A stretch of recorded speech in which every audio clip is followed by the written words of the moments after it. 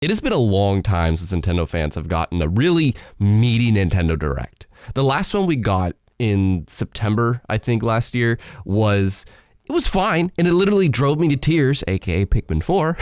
But it was filled with a lot of farming games and not much variety. So tomorrow, even as an Xbox guy that loves to speculate upcoming games, I am still very excited to hear that there's a Nintendo Direct coming, and will hopefully, as long as they have variety, they'll be good, but we'll hopefully have those big first-party hitters that makes people really excited to have that system. And these are 5 games that could really do that for Nintendo if they show any of them.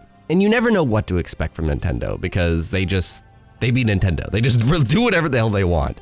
And all we know is that it's a 40-minute Direct roughly tomorrow, and they're gonna be mostly focusing on the early half of 2023. And I like that they said mostly because that leaves room for, the other surprises that could happen. And 3 of these are probably gonna be in that room of potential. Let's get the 2 for sure things out of the way that we know. Okay, one of them we know for sure, but the other one, maybe. Pikmin 4. Pikmin 4 is my most anticipated game this year over everything, believe it or not. Even as an Xbox guy, Pikmin 4, I've been waiting so many years for that. And the biggest thing is, one, yes, we finally get to see Pikmin 4 gameplay, because basically last time all we got to see was the engine running and the title and 2023 and a little bit of teases about Pikmin perspective. So just seeing gameplay is the minimum, but if they really want to knock our socks off, we get a release date for that game. And that release date is for spring. It would be so poetic to see such a beautiful game about flowers and plants and bugs and stuff being a spring game, but do not put it within 2 or 3 weeks of Tears of the Kingdom. Don't do that to yourself. Please don't pull a Titanfall 2 and put it alongside some things that you know are gonna outsell it.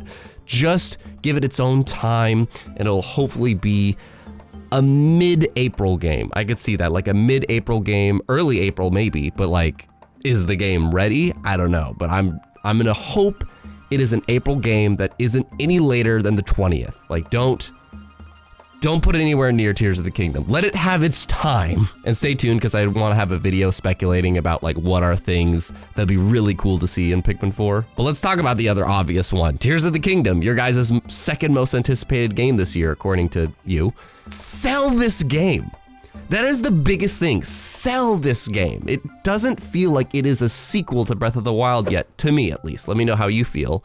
But it doesn't feel like it's a sequel to that game yet. It doesn't feel like they are showing the game, like, and maybe they have something hidden, and that's really cool, but like, we don't know that, so they really need to put together some kind of really juicy sizzle that lets us know, like, hey, look at all the new stuff in this game, look at the new story, and here's this big new element that makes it completely not feel like a big expansion I mix up the titles now, to Breath of the Wild, but this is a big new entry to the Zelda franchise that is continuing off of Breath of the Wild. So please sell the game, and hopefully it is an amazing trailer that knocks our socks off, and if they don't do that, then they must have some kind of shadow drop trailer or own devoted Direct in mind, which that wouldn't surprise me either. Okay, but now for the more fun stuff, at least in my opinion.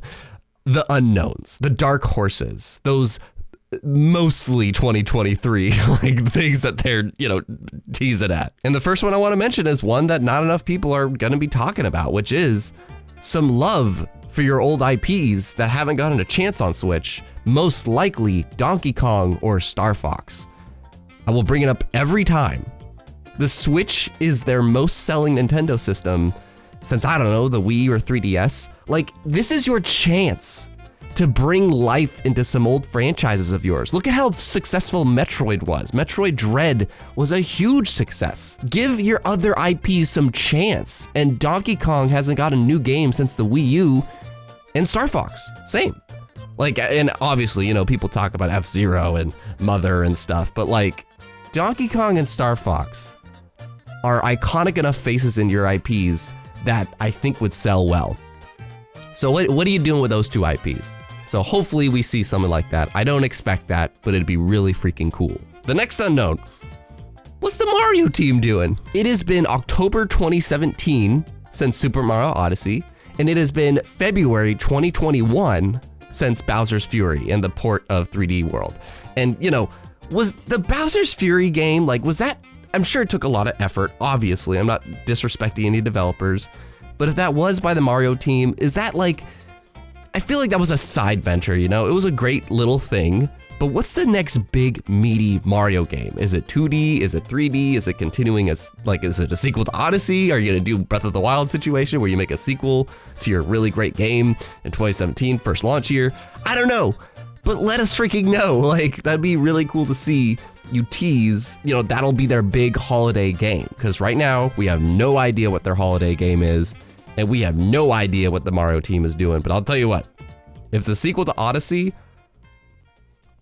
shirt might come off. Shirt might freaking come off. I will be so excited if it's a sequel to Odyssey. But could that fall game, though, be Metroid Prime 4? Metroid Prime 4, they revealed that game in June 2017. They reset the game in January 2019. That means it's been 4 years since they did the reset in development. 2020, 2021, 2022, and we're now in 2023. It's been 4 years since that reset, and COVID happened. COVID obviously happened, and it slowed down the production. But it's been 4 years, so is it finally time? We now know when Breath of the Wild 2 is coming out, and it's Tears of the Kingdom, it's gonna be in May.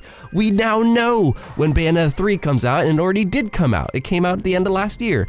The last factor is Metroid Prime 4. Is this the time we see it?